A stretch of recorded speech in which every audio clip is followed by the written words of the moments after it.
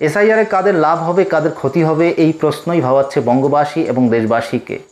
আর সীমাহীন রাজনীতি, এসআইআরের পক্ষে বিপক্ষে চলছে বাকযুদ্ধ, আর এতে সাধারণ মানুষের কী লাভ হচ্ছে তা মোটের উপর কেউ বলতে পারে না। রাত পোহালেই বাড়ি বাড়ি বিএলও যাবে। সাধারণ মানুষের কত নামের বানান ভুল, বাবার নাম ভুল, 2002 সালের লিস্টের সঙ্গে 2025 সালের ভোটার লিস্টের অনেকাংশে অমিল রয়েছে। সেক্ষেত্রে কি হবে? এই সমস্ত প্রশ্নের উত্তর খুঁজতেই আজকের চুলচেরা বিশ্লেষণ। প্রথমত আমাদের জানা প্রয়োজন এসআইআর আসলে কি। একেবারে এর সহজ উত্তর, ভারতের নির্বাচন কমিশন দ্বারা পরিচালিত একটি প্রক্রিয়ার পূর্ণ রূপ হলো স্পেশাল ইন্টেনসিভ রিভিশন বা এসআইআর, যাকে বাংলায় বলা হয় বিশেষ নিবিড় সংশোধনী। তো এখন প্রশ্ন, এই এসআইআর প্রক্রিয়ার মূল উদ্দেশ্য কী? এই এসআইআর প্রক্রিয়ার মূল উদ্দেশ্য হলো ভোটার তালিকা নির্ভুল, স্বচ্ছ এবং ত্রুটিমুক্ত করা, এর মাধ্যমে যোগ্য সকল নাগরিকের নাম অন্তর্ভুক্ত করা এবং মৃত, স্থানান্তরিত বা অনুপস্থিত ভোটারদের নাম বাদ দেওয়া। তাহলে এই এসআইআর কিভাবে সম্পন্ন হবে এ নিয়েও কিন্তু প্রশ্ন। নির্বাচন কমিশন একেবারে সোজা সাপটা উত্তর দিয়েছে যে নির্বাচন কমিশন দ্বারা এই প্রক্রিয়া বুথ লেভেল অফিসাররা বাড়ি বাড়ি গিয়ে তথ্য যাচাই করবেন। প্রথমে ম্যাপিং এবং ম্যাচিংয়ের কাজ করবেন, তারপর এনুমারেশন ফর্ম ফিল আপ, যার মাধ্যমে রয়েছে নতুন নাম নথিভুক্তকরণ, নাম বাদ দেওয়া এবং বিদ্যমান তথ্য সংশোধন করা। এবার অনেকেরই নামের বানান ভুল কিংবা বাবার নামের বানান ভুল রয়েছে, সেক্ষেত্রে কি হবে? এই প্রশ্নের উত্তর খুঁজতে না পেরে বা সমাধান হবে কি না এই টানাপোড়েনে অনেকেই জীবনের হানিকর ঘটনা ঘটিয়েছেন। রাজনৈতিক অভিযোগের ভিত্তিতে কিংবা সত্য অভিযোগের ভিত্তিতে কেউ বিষ খেয়েছে, কেউ আত্মহত্যা করেছে। তবে নির্বাচন কমিশন যেটা জানাচ্ছে, এনুমারেশন ফর্মে থাকবে 3 ধরনের স্টেপ, যার মাধ্যমে জনগণ তাদের 11টি নথির মাধ্যমে তুলতে পারবে তাদের নাম। সেখানে বানান ভুল থেকে শুরু করে যাবতীয় তথ্য তুলে ধরা যাবে। আর এসআইআরে নাম না উঠলে তার জন্য অভিযোগের ভিত্তিতে নির্বাচন কমিশন শুনানি করে তাদের নাম পুনরায় নথিভুক্ত করে দেবে। এখন তাহলে প্রশ্ন, সংশয় কিসের, ভয় কেন এত? এর কারণ জনগণ দেখেছে আগের রাজ্যগুলিতে যেভাবে বিশেষ নিবিড় সংশোধনীতে সাধারণ মানুষের নাম বাদ গিয়েছে, সেই মর্মে পশ্চিমবঙ্গের ভোটার লিস্ট থেকে তাদের নাম বাদ যাবে না এর কোনো নিশ্চয়তা নেই। এছাড়া রাজনৈতিক ব্যক্তিত্বরা যেভাবে হুঙ্কার দিয়েছিল এবং যেভাবে বোঝাচ্ছিল, তাতে সাধারণ জনগণ ভীত এবং সন্তুষ্ট হয়ে পড়েছিল। এছাড়া সাধারণ মানুষের মনে ভয়, তারা যদি প্রমাণ করতে না পারে যে লিস্টে নাম নথিভুক্ত না হয়ে এলো, তাহলে তাদের বাংলাদেশে অনুপ্রবেশকারী হতে হবে না তো।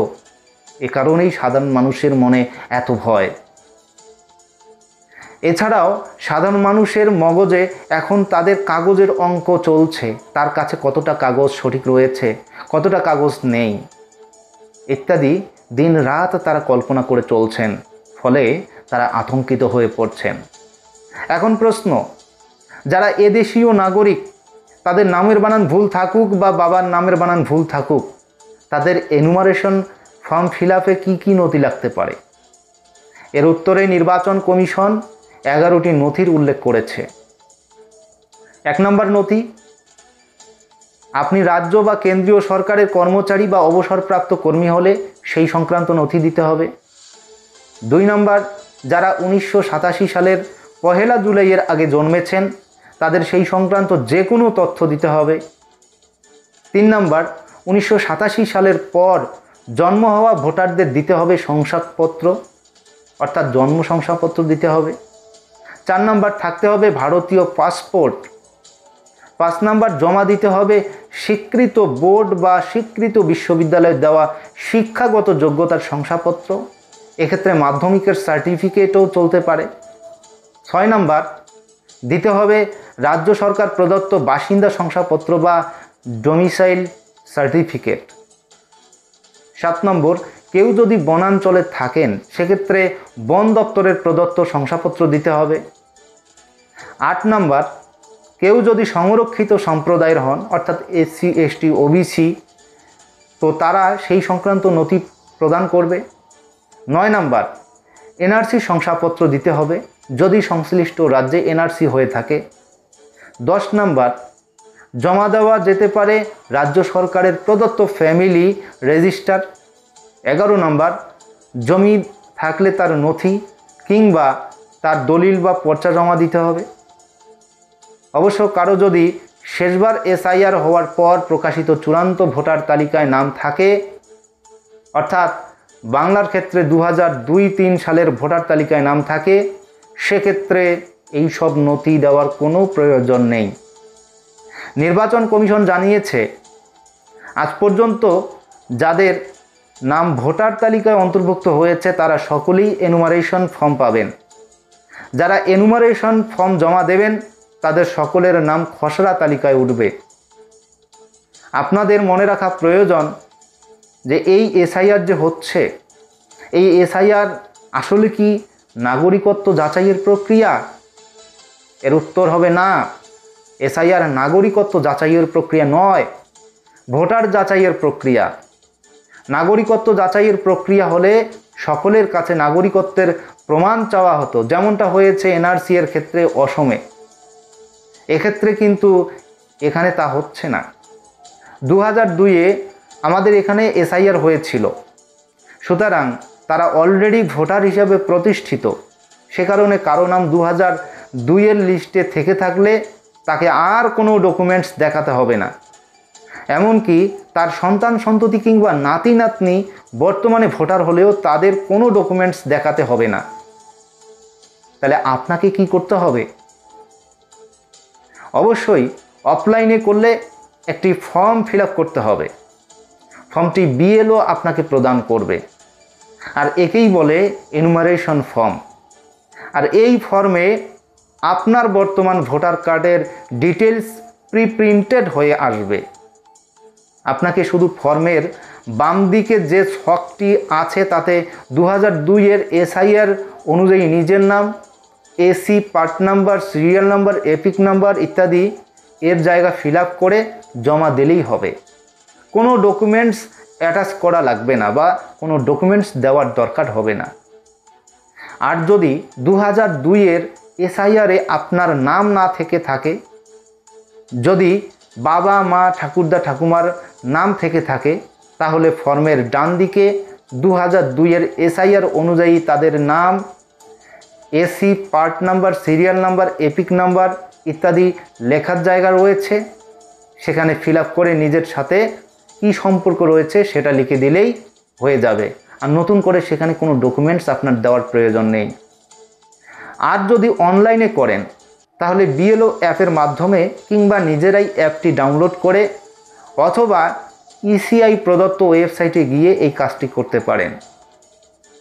এক্ষেত্রে 2002-এর লিস্ট সার্চ করার জায়গা থাকবে। প্রথমে রাজ্য সিলেক্ট করে তারপর এসি পার্ট নাম্বার সিলেক্ট করে নিজের বা নিজের মা বাবা ঠাকুরদা ঠাকুমার নামটি খুঁজে নিতে হবে। তারপর তাদের নামে ক্লিক করে নিজের সাথে সম্পর্ক কি সেটা ড্রপ ডাউন মেনু থেকে বেছে নিতে হবে। আর এটাকেই বলা হয় ম্যাপিং। অর্থাৎ আপনাকে 2002-এর লিস্টে ব্যক্তির সাথে ম্যাপ করা গেছে, কোনো ডকুমেন্টস আর লাগবে না। কিন্তু যদি নিজের বা নিজের মা বাবার ঠাকুরদা ঠাকুমার নাম 2002-এর লিস্টে না থেকে থাকে, এক্ষেত্রে আপনাকে কিন্তু নাগরিকত্বের প্রমাণ দেওয়া লাগবে। কারণ 2002-এর লিস্টে নিজের বা ওনাদের কারো নাম না থাকার অর্থ আপনারা এখনও এই প্রক্রিয়ায় ভোটার হিসাবে প্রতিষ্ঠিত হতে পারেননি। যেহেতু এদেশে ভোটার হতে হলে অবশ্যই 3টি ক্রাইটেরিয়া পূর্ণ করতে হবে।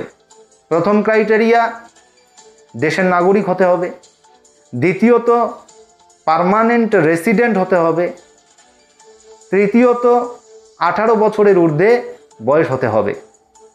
তাই আপনাদের সেগুলোর প্রমাণ দিতে হবে। তো কিভাবে সেটা হবে? আপনার নাম ম্যাপ করা না গেলে ড্রাফট লিস্টে আপনার নাম থাকবে না। তাহলে অ্যারো অর্থাৎ সাধারণ ব্লকের অফিসারের একজনের যে দায়িত্ব সেটা হচ্ছে অ্যারো আপনাকে নোটিশ দেবে এবং হিয়ারিংয়ে ডাকবে। নোটিশ কথাটি শুনে হয়তো একটু ঘাবড়ে গেলেন। ঘাবড়ানোর কোনো প্রয়োজন নেই। ভোটার কার্ড বানানো, সংশোধন বা মারা গেলে ডিলিটেশনের জন্য এটি একটি রুটিন প্রক্রিয়া। বরাবর এটাই নিয়ম হয়ে আসছে। হিয়ারিং মানে আরও আপনার কথাটি নতুনভাবে শুনবেন, আপনাকে পর্যাপ্ত ডকুমেন্টস দিয়ে নিজের কথাগুলোকে প্রতিষ্ঠিত করার সুযোগ দেবেন।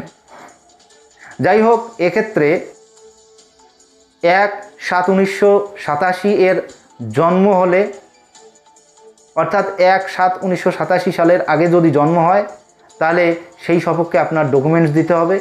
আর যদি 1/7/1987 থেকে 3/12/2004 সালের মধ্যে জন্ম হয় তাহলে নিজের মা বাবা যে কোনো একজনের এদেশের নাগরিকত্বের ডকুমেন্টস দেওয়া লাগবে।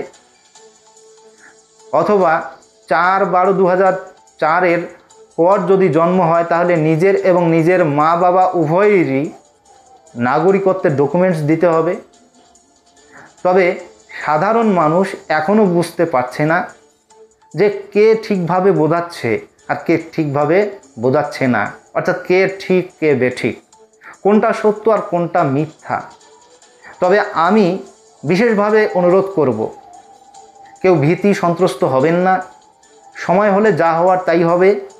একটা বিশেষ অনুরোধ করব, আপনারা নিজেদের কাগজপত্র গুছিয়ে রাখুন এবং বিএলওকে আপনাদের সমস্যা বুঝিয়ে বলুন। কারণ নির্বাচন কমিশন বিএলওকে অনেক সমস্যা সমাধানের প্রশিক্ষণ দিয়েছে। তো সেই হিসেবে আপনারা রেডি থাকুন, কোনো ধরনের চিন্তা করবেন না। তো যা হোক, আজকের আলোচনা এখানেই শেষ করছি। আর হ্যাঁ, এই ইনফরমেটিভ ভিডিওটি সবাইকে শেয়ার করে দিন আর চ্যানেলটি সাবস্ক্রাইব করে পাশে থাকুন। ধন্যবাদ।